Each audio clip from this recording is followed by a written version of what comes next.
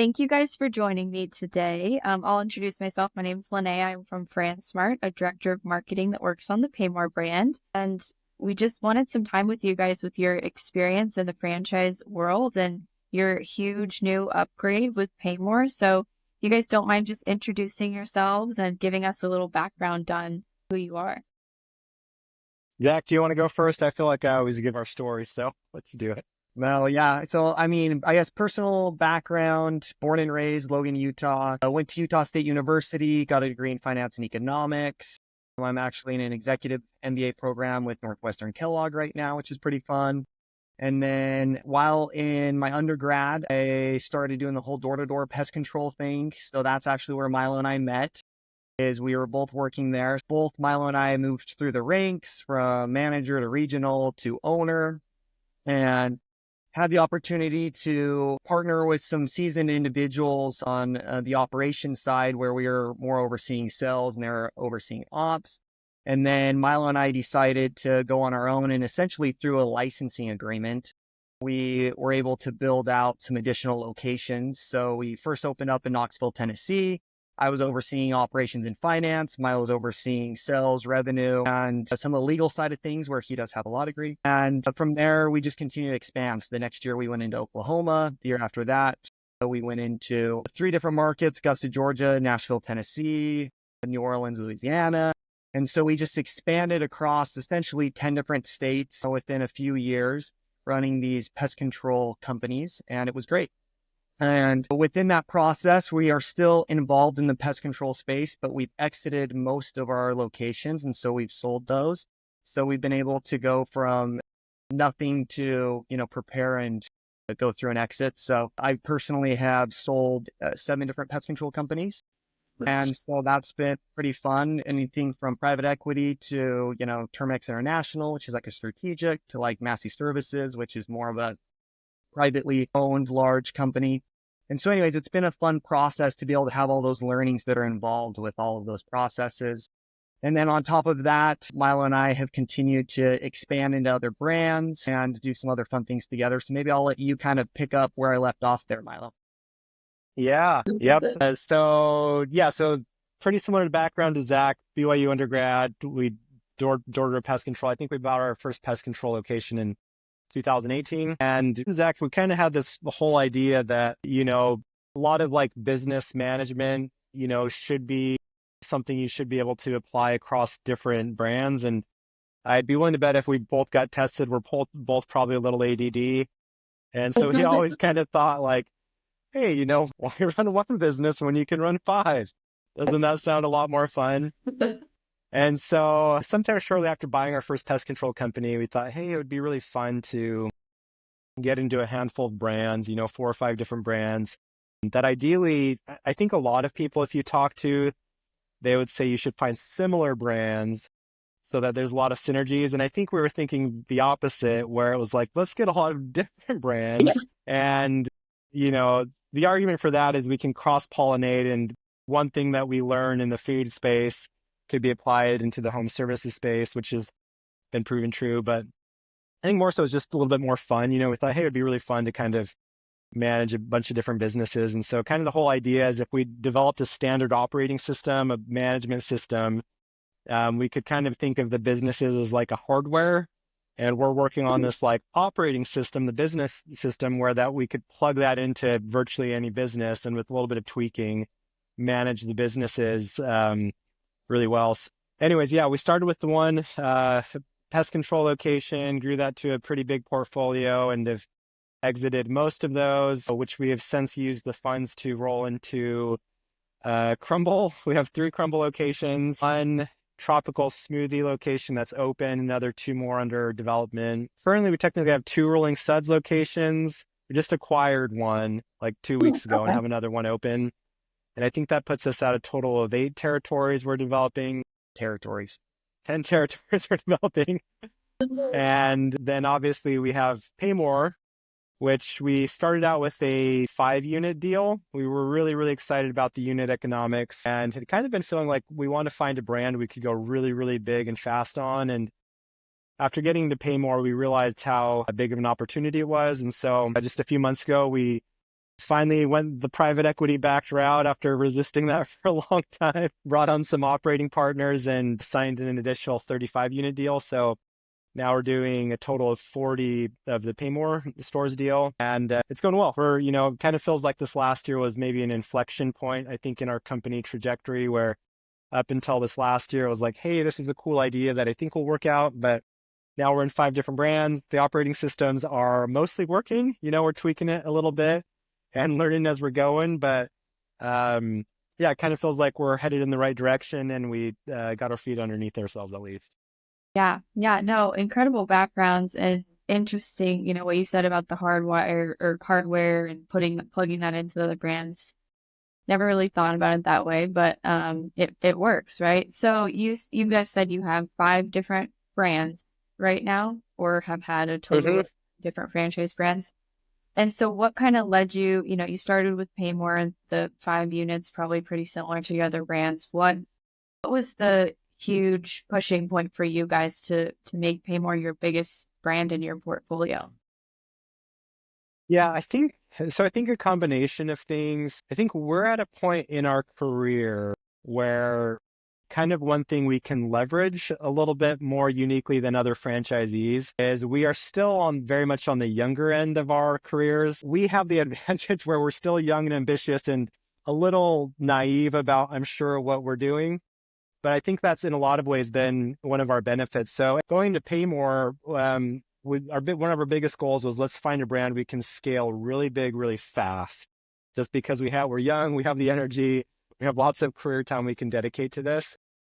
And in order to scale it really, really fast, we were looking for something that had what we call really good unit economics. So low cost to get a store up and running, and then quick turnaround on the capital, and also something that we could do operationally easy, I guess. So like some of the restaurant concepts we're in, you can do $1 million in revenue, but you need like 40 or 50 people to run that store. And that's just really, really hard.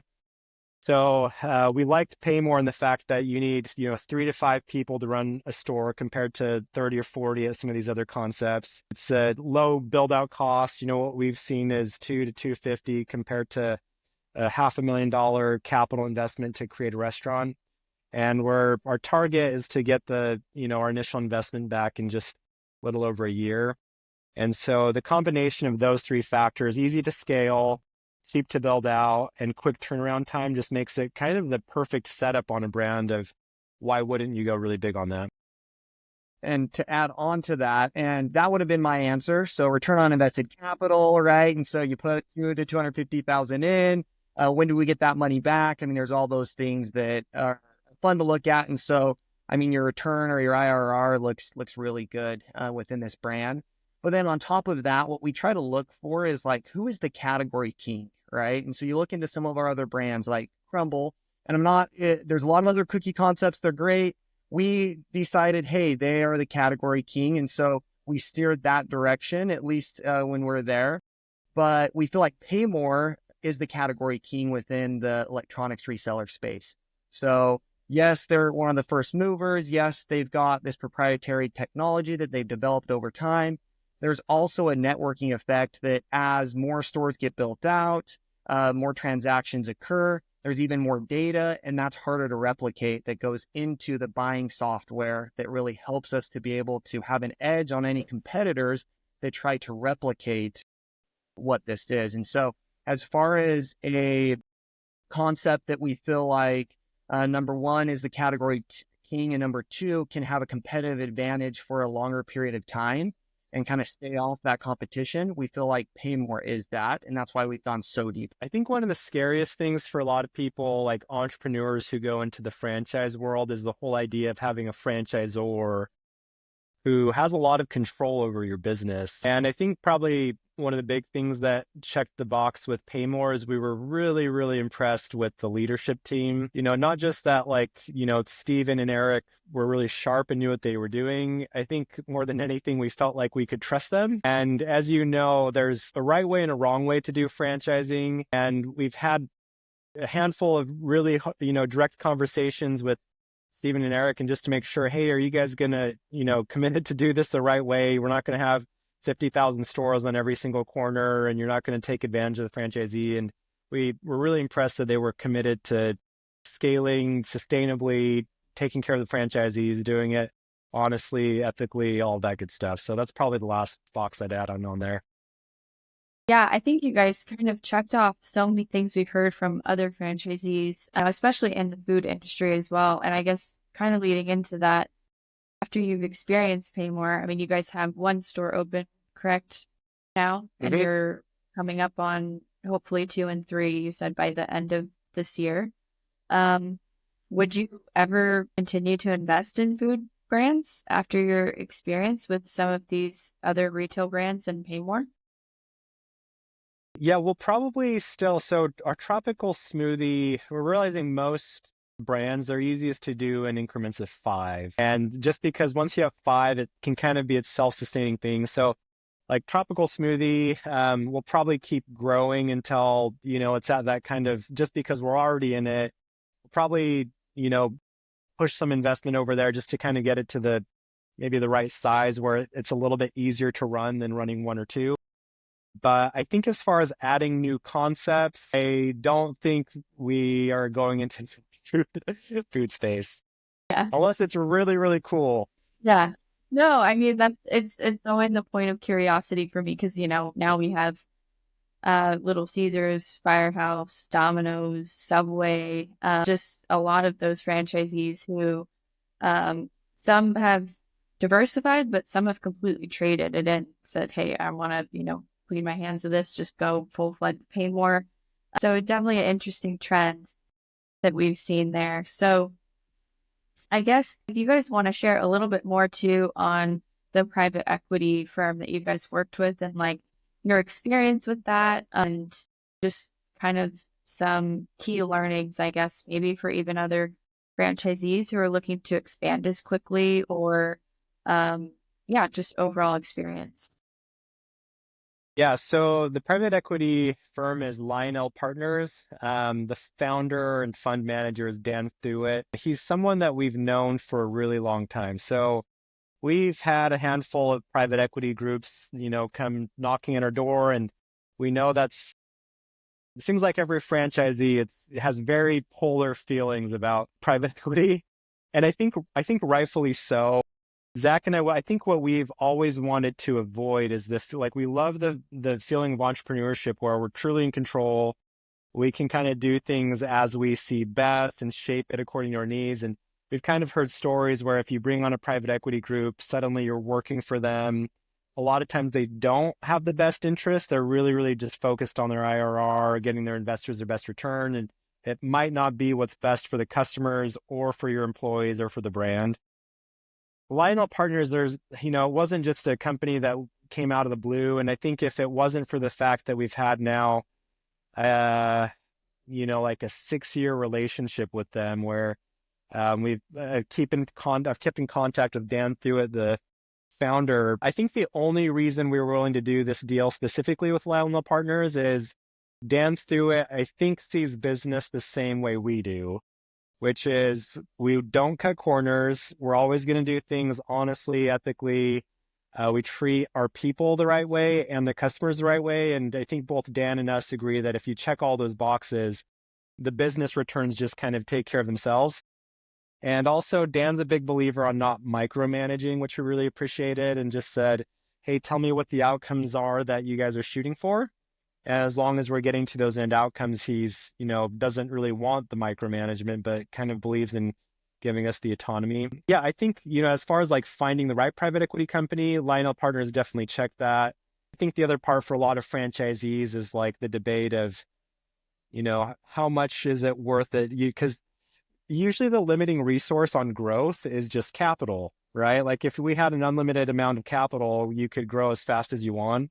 And so what all franchisees are balancing is, if I take on, $2 million in equity, but that allows me to grow 20 times faster, is it worth it? Or is it better to just grow nice and slow and retain 100% of the equity? And with this brand, at least in particular, we just felt that the unit economics were so good. And kind of what we were seeing, that we felt on this brand it would be worth it to give up some of the equity to grow a bit faster, I guess. Kind of an interesting train of thought in the sense of, when you're looking at a brand that's growing so quickly and territories are selling so fast, I mean, you have the option, do you want to be an area developer, a master franchisee to take over territories, or do you really want to have every store be your own? And that kind of, goes into that firm and having that capital behind you to invest. So I think that's kind of an interesting, when franchisees are looking to take over a large territory and not have to worry about sub-franchisees or whatnot. I think that's kind of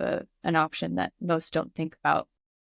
And that was one of the big things for us, is just we wanted to be able to control our territories. And so, I mean, if you look at where we're at, I mean, we have a very, very large part of the Southeast now. And so with that, our marketing efforts can be very intentional. And so when we have market spend, or yes, you can go and target zip codes and all these different things, but we're going to be able to both go on a macro and in anyways, just essentially do a lot more things from a marketing standpoint that we couldn't do if we just had one or two stores. So once we hit that critical mass and we have enough stores open and we're covering the majority of our territory, it really opens up a lot of doors from a strategy standpoint for us.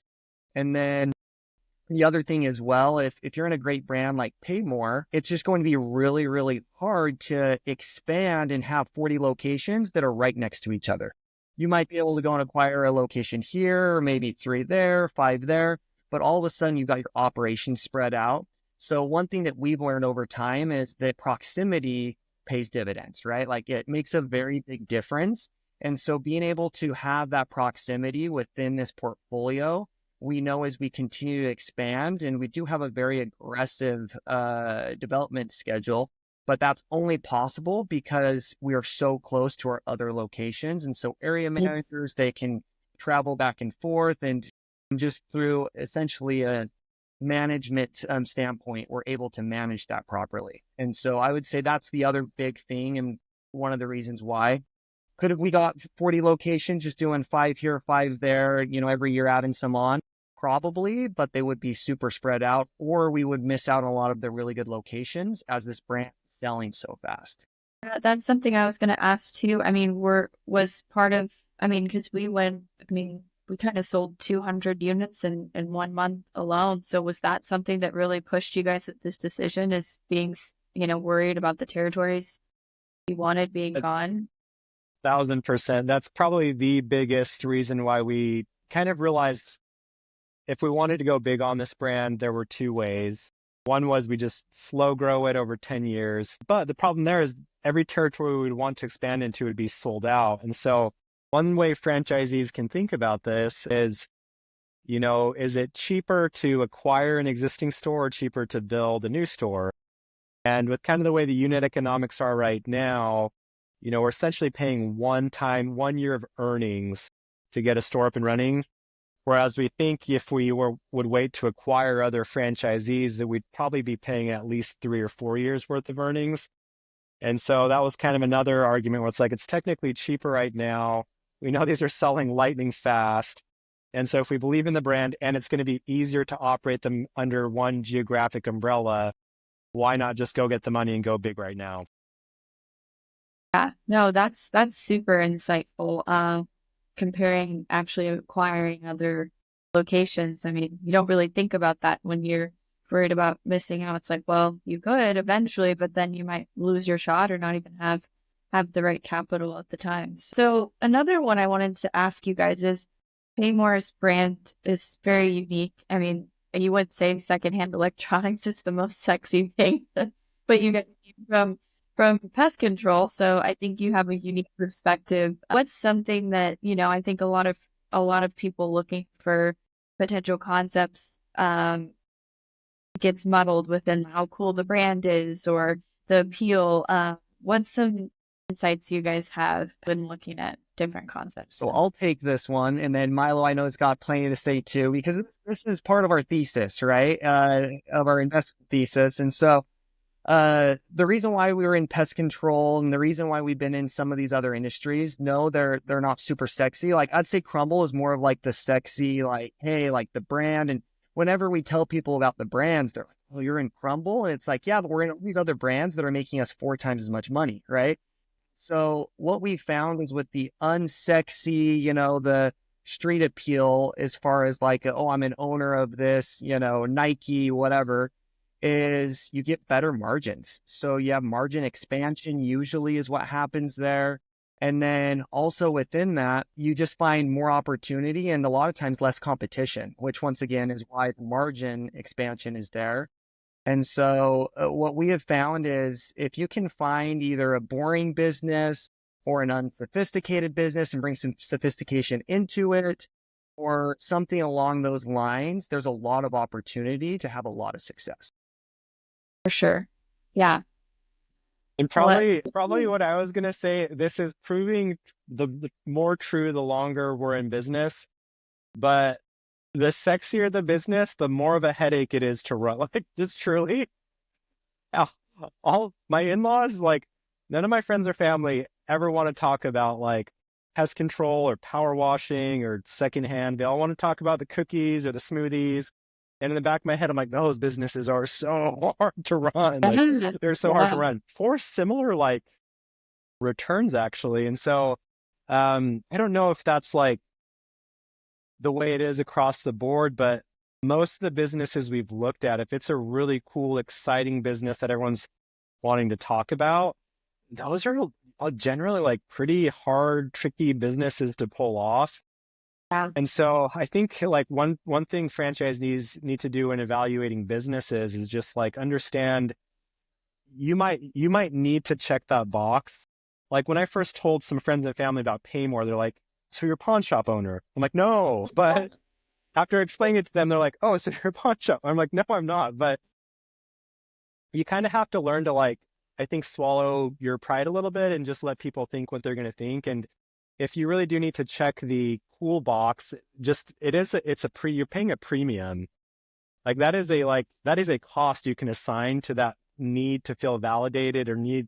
And that, Yeah. it may or may not be worth it to you. I'm not saying it's a bad or wrong thing, but it is a cost you should assign to some of those cooler brands. Now we love those other brands and we're really grateful for them, but some of those are trickier. And I've used the word, it's the wrong word, but I don't know. In some ways, I think it's the right word, or best word. But sometimes I've said we're kind of agnostic about the actual types of businesses we're going to. I think what both me and Zach are really, really passionate about is just business. Like Yeah. what's underneath the hood, really like the engine of a business and the behind the scene, like that part is really, really, really fun and exciting.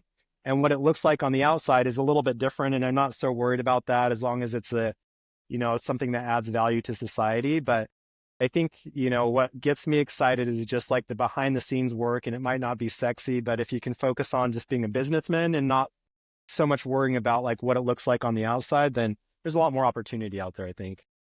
Yeah. Yeah.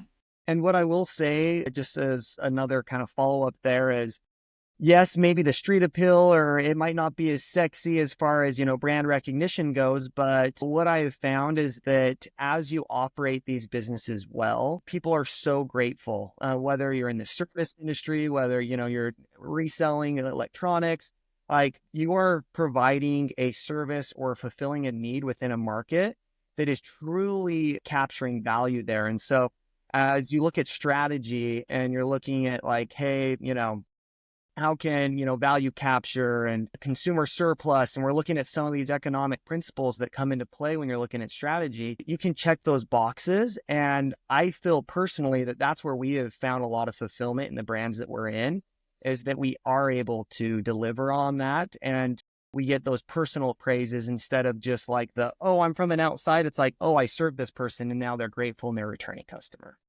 Yeah.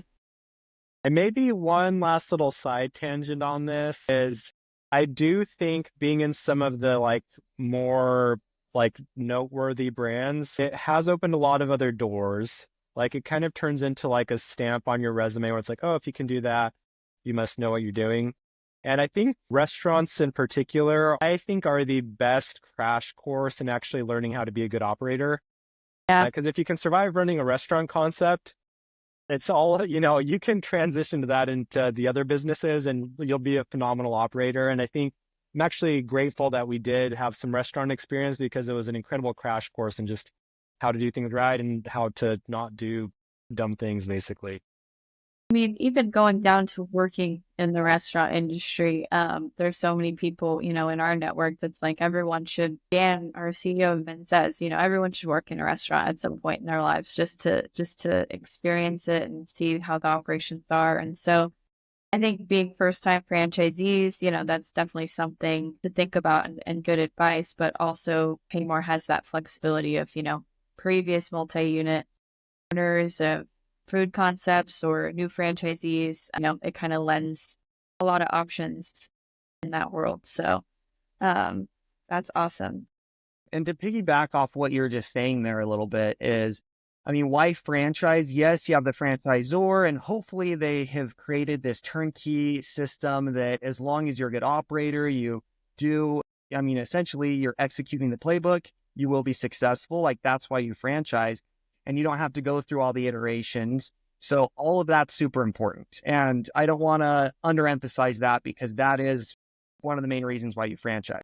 But the other thing that you receive is you receive a network. So the franchise system, you get all these other operators. And yes, some are competitive, but generally speaking, they're looking to learn from you. And so it's kind of this give and take, and you're able to help one another and support one another and grow together. And so a lot of the operating systems that we now implement, we've learned from other franchisees. And we've been able to grow in our capabilities just through that network. And so just like somebody goes to business school to grow their network, like if you franchise, you're growing your network that way as well. So it's very valuable. Yeah, and I think that's a big piece of feedback I've gotten on the PayMore brand specifically too, is everyone communicates like right when you get your foot in the system, it's like, okay, who has done this and who hasn't done that, and they have the Discord chat that's always going off, and franchisees are working. I think that definitely is a huge piece to think about. Another question would be touching on PayMore's proprietary technology a little bit. I know you guys haven't been, you just opened not too long ago, but you attended the franchisee summit and got to see some technology there as well. But how would you describe, I guess, how that's helped the brand operate and how easy that's been? Yeah, I mean, I feel like this concept, PayMore, definitely hinges on the proprietary technology, because you could probably pull this off to a small degree without a decade's worth of transaction data on how to do that. But, it would be really, really messy. And one thing that's really important to this operation working successfully is the price accuracy. So the purchase price, when we buy a product from a customer, how accurate are we on how much we will sell that for? And so on a concept like this, if we, buy something for $100 and we think it's going to sell for $200, but it only ends up being $150, that could totally kill the business. So something like this, you need to be able to have a high degree of accuracy on what can we buy it for and then what can we sell it for. So I think having, 10 years worth of transaction history, that's, a vital component. I also think that adds to the ease of operation for this. The whole reason people go into franchising is because all of those hard systems and processes should be figured out. And kind of the way they've designed the proprietary technology, it's very, very, very user-friendly. And I think that kind of lends itself to operating a franchise just because it is so user-friendly. And then the one other thing that I want to add into that is I don't look at PayMore as a pawn shop, a retail store. I look at it as a technology company. And so we bought into a technology company. And so with that, yes, the technology company just so happens to also be in retail, right? And that's a big component of operations, but that's not what I'm buying. I'm buying that technology side of the business. And once again, that goes back into how can we have a competitive advantage, right? How does that feed into strategy? And because of that, I feel like we will be able to be successful long-term within this brand, that in 3 years, we're not going to run out of runway just because this technology is being updated. And that's really what I feel like the franchisor is really focusing on is how can we make the technology component of this, the online presence, all those things better every single day.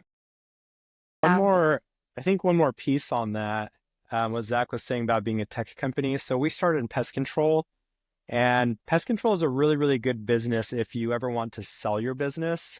There's a really good buyer's market for pest control. And so when we started in pest control, we were always asking ourselves, what would the business sell for? Like, what multiple could we go out and get? And we would have this kind of live valuation on the business based on the resale. I don't think we're all these brands we're in right now, we're in it for the long haul. We're not planning on reselling these. But one reason that that's important for this brand is technology companies generally fetch much higher multiples than a lot of the other retail concepts.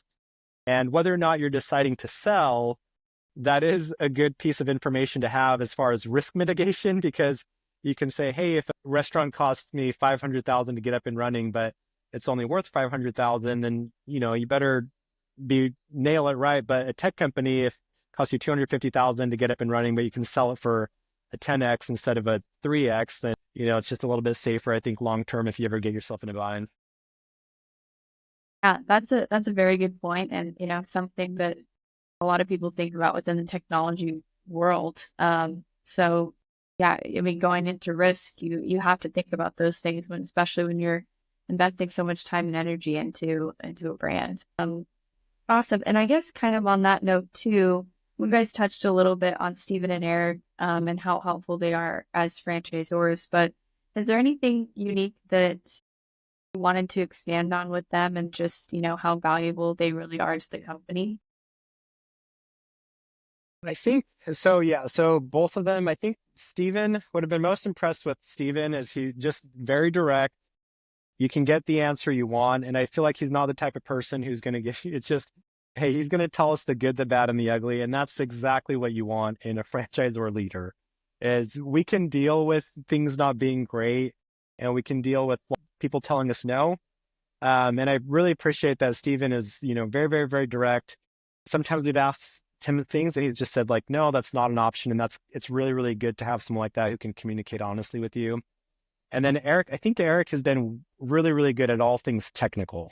He's been kind of the technical guru here. And, Zach has a little bit more background than I do and maybe technology, but I don't have much of a background in this. And so once again, coming into franchising, you really need someone who's really kind of the brains of the operation, who knows what they're doing, who's not just a savvy businessman trying to plug into something. He's kind of seems like the creative genius or engineer who's kind of designing the whole system, and definitely wouldn't work, I think, without him. And I'll just add that I see Steven, like he's a great statesman for the brand, if that makes sense. Like he's a great face. He's very professional. He brings in that sophistication that you want. But then Eric as well, he's a great integrator. He's a great operator. He's the guy that you run into an issue, you want in your corner because you know that he's super intelligent, can help you figure it out. And so it's a great yin and yang that those two have together that really propels the brand forward. Yeah.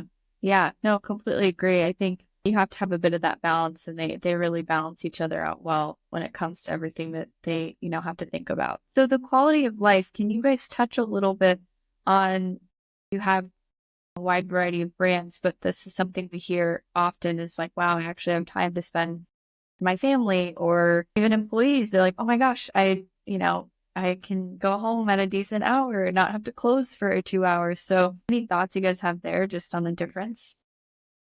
Yeah, I'm still shocked that a business like this exists where you can have work-life balance.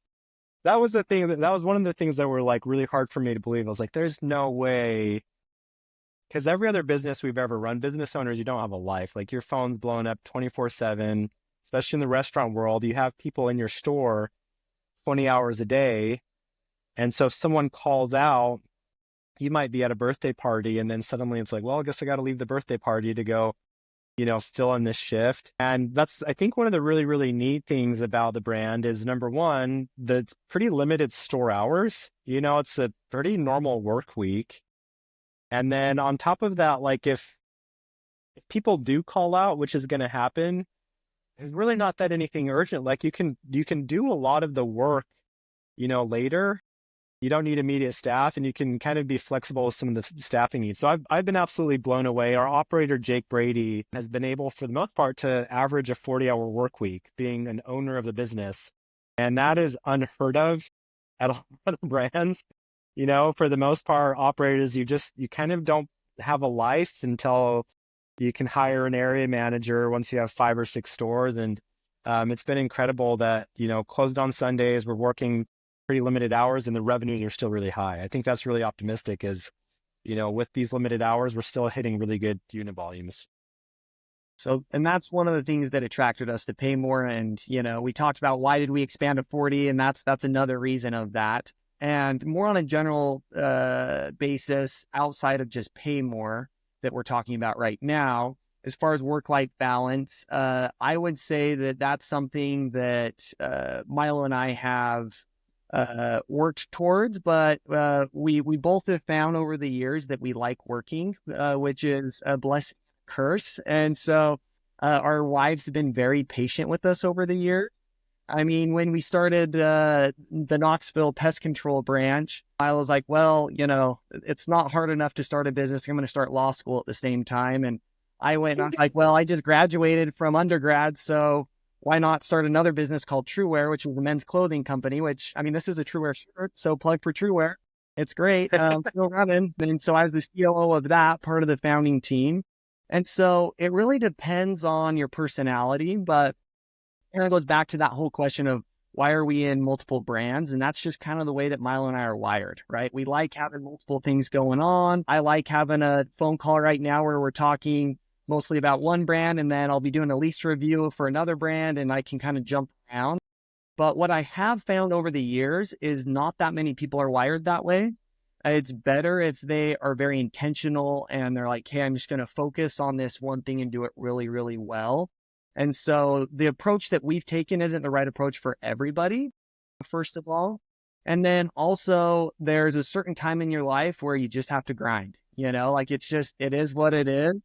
And so you have to put in those long hours and make it happy. And those few of us out there that are just wired a little different that enjoy that, then it actually becomes, hey, how can we keep ourselves accountable to make time for those other things that are important in our lives? And that's one thing that I want to call out Milo here, one of his superpowers is time management. So he tracks every hour of every day. He literally, just like, attorney bills time. He does have a JD. And so, but he was doing this before, right? He went to law school where he was reporting, like he literally has his billable time. So what's billable is like, hey, I'm having this conversation right now. This is probably billable for Milo. Now, if we jump on a call after this and him and I are just like, oh, what'd you think about that call? That's not billable anymore. He doesn't track. Okay.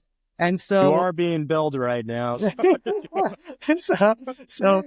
this year, yeah. worried. But what he does is he'll go and at the end of the week, he's like, I did 50 hours of billable time. And that would be the equivalent of probably a normal person's 80-hour work week, because there's a lot of hours within the work week that aren't billable. But the reason why I'm going into this is just he's super intentional where he puts his time. And that's a great example for me where he's like, hey, from this time to this time along the clock, we're getting everything done. And if we're not being effective, we're going to move on to something that is. And then he's very intentional with his family at home. He's very intentional with other commitments that he has within his life. And that's one thing that he's actually helped me do better with. And I'm still striving to even become better at that. But it's hard to do that a lot of people struggle with. So anyways, that's a superpower of Milo. Thank you, Zach. I will say this is a good plug, because one question I think a lot of franchisees wrestle with is the whole partnership decision. I've heard a lot of people say like, oh, if you can do it all by yourself, like why give up equity? And I think me and Zach, I think we have a great business relationship. We basically married our careers. And I know for a fact, like I wouldn't have gotten nearly as far as I would have without Zach. And I think hopefully vice versa. And so I think a lot of what makes me and Zach good is a lot of the things I'm bad at, he's really good at. And I went to law school, but Zach's the one who's really, really good with all the details and making sure the T's are crossed and the I's are dotted. And he kind of keeps me in check there. And there's other things that kind of balance each other out. And that's been a really, really good working relationship where, sometimes there's things that I would be totally deficient at. All Zach, and he will handle all the hard negotiations and all the Yeah. technical and all the making sure everything is done to a really, really high standard. And, sometimes I think it's unfortunate that people are hesitant to give up equity to find a good partner, because I don't think either of us would have made it nearly as far as we did without having, good business partner relationships. So I'm a big fan. I think everyone should find a really good partner, like a, business partner that we have with Zach. It's been a good business decision. Yeah, I mean, you think about that across franchising, like we just talked about Steven and Eric, but a lot of franchisees that we work with across our 12 plus brands, they have partners. I mean, multiple partners. So it's just what helps them scale and grow. And like you said, you kind of have to have some different talents because you have to do so many things at once, especially if you have multiple brands. You just don't have enough time in the day to do it all by yourself in that case. So that's extremely insightful.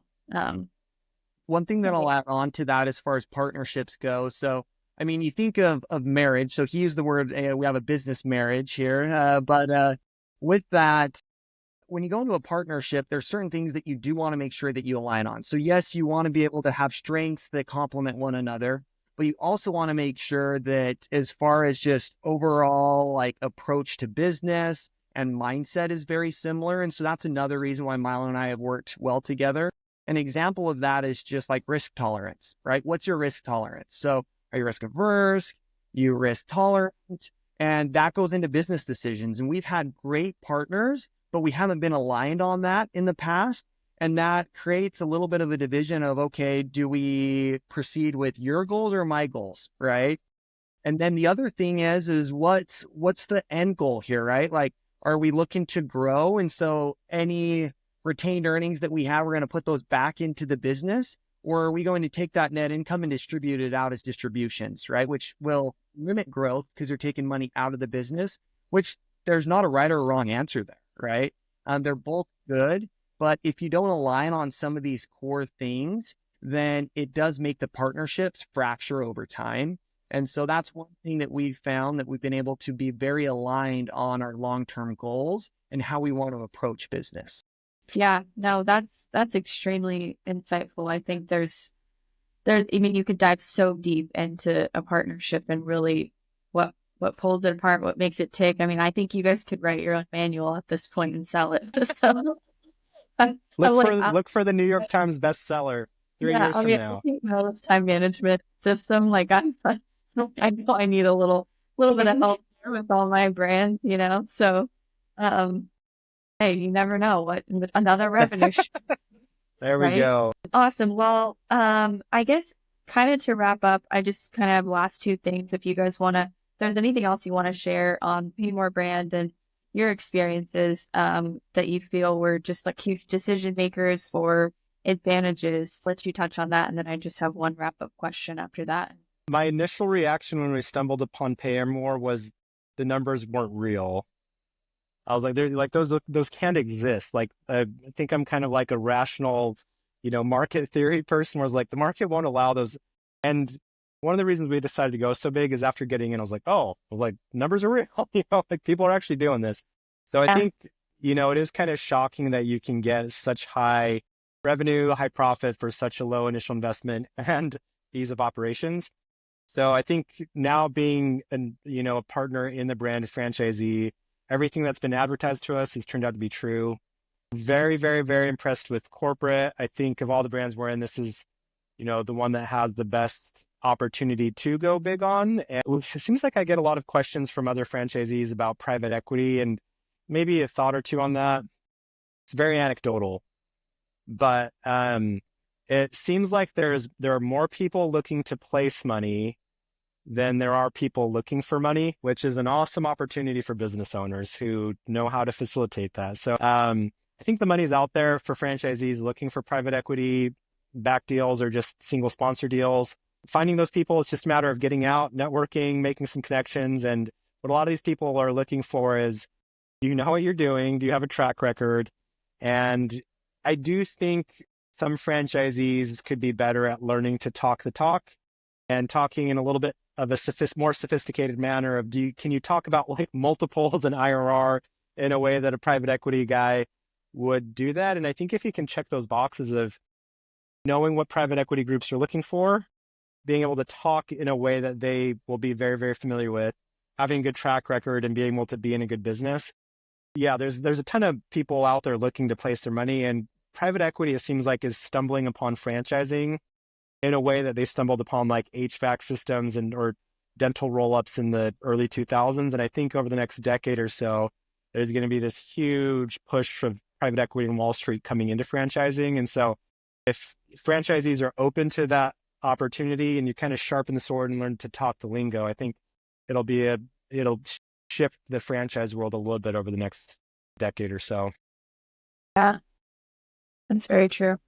And to know, kind of talk the talk, it's know the business, right? Know your numbers. So that's, what's your labor cost supposed to be? What's the average unit, volume for each store? And so there's all these things that go into it. And going back to, those are the reasons why we decided to expand with PayMore. We're super excited about the brand. Now, I know we mostly talked about PayMore here, and I didn't mean to throw any of our other brands under the bus. We love all of our brands, all of our partners, all the franchise stores. We wouldn't be in them if we didn't believe in them. With that, we believe in both the owners of PayMores and then the organization that's backing them. And so we're super excited to see where this goes over the next few years. And as more and more stores continue to expand, I think the opportunity is just going to continue to increase as their name recognition. You hit that critical mass. You've got 100 stores that are open and you're able to start becoming a household name. I think that this becomes even easier. And so if it's good now, what's it going to be in a few years when it's even more well known? And so that's super exciting for us over here at Imbue. Yeah, yes, we're looking to end the year with, I think, 70 stores open, and we have 500 plus 3 countries. I mean, that'll happen within just a few years. So we're really excited for the growth, and this brand's been just incredible momentum. So we appreciate your guys' thoughts. My very last question would be, is there any feedback you guys have on working with FranSmart? I guess just, the co-collaboration between PayMore and us as a franchise development company. I mean, if there's anything good you want to throw in, hey, let's take it. Yeah, no, I think it's been a huge win. I think this is the first brand we have been in that has worked with FranSmart or even a concept like FranSmart. And I mean, the first interaction we had was with Rich Helm, the sales development person, I would guess would be his title. You should probably know that. And Business development. business development. He was incredible to work with. I think having someone like him is when you're selling territories, that person is the face of the company pretty much until you're onboarded, right? And so I have nothing but good things to say about Rich. I think he balances that line really, really well of not overselling it, not promising things that don't exist while still being able to tell you, all of the good stuff. And then I think post onboarding, I think, the PR aspect with you, Leakehe, and all the value we've gotten out of that. This by far has been the brand that's been done the most, I think, to get franchisees' names out there and helping out with that PR side, which I think has been really impressive. Awesome. That's good to hear. And then what I'll say, as this is pretty much the only brand that we are working with that has this relationship, there is a contrast in when we're looking across them. And what I'll say is that obviously PayMore, I mean, it's a new concept in franchising. Obviously, First Store has been around for a while, but coming into an emerging brand like PayMore, as a franchisee, I feel a lot more confident and comfortable knowing that there's operations or some experience behind them helping steer the ship. Because when somebody goes from, hey, I own and run PayMore to, oh, I'm a franchisor, all of a sudden they're selling that business system, and all of a sudden they're not really operators anymore for PayMore as much as, hey, we are a franchisor and everything that goes into that, building the systems, processes, giving support to franchisees. It's a whole different approach to business. And so they're now not selling secondhand electronics, they're selling their systems. And so you guys have been able to come in there and help streamline that and give that support and direction, which has added that level of sophistication that makes me feel more comfortable coming into an emerging brand. And so FranSmart has done a phenomenal job in that. And then you guys have also done a great job from PR and support and just making us feel welcome. So thank you. Awesome. Well, that's always good news. I'll take it. I'll take it. I know we're always talking about the brands, and I'm like, oh, well, maybe we should talk about brands for just a few minutes, just a few minutes. But awesome. I think that wraps it up. Nothing else you guys wanted to add while we covered quite a bit. No, I think we covered it. Just, I mean, only other thing is just make sure that if somebody's going to come into a brand like PayMore, make sure that you have an operator that's dedicated, right? So this isn't a passive, like, hey, I'm going to buy a franchise because it's a good investment. I'll just hire a manager and he'll come in and just run it day to day and I can sit back, sip my Kool-Aid and live the high life. Like, it's not that. And so it's either you're taking that hat, right? That operator's hat, you're sitting in that seat, or you need to make sure that you have somebody that is competent, capable, they get it, and they also want it, right? They need to have all those things. Otherwise, you will not be successful. And essentially what will end up happening is you as the owner, as the franchisee, will have to take that seat, whether you were planning to or not. And that might be painful if you weren't committed to it or that's something you didn't. And so that's kind of what happened with, I mean, a recent acquisition that we had, not within PayMore, but another space.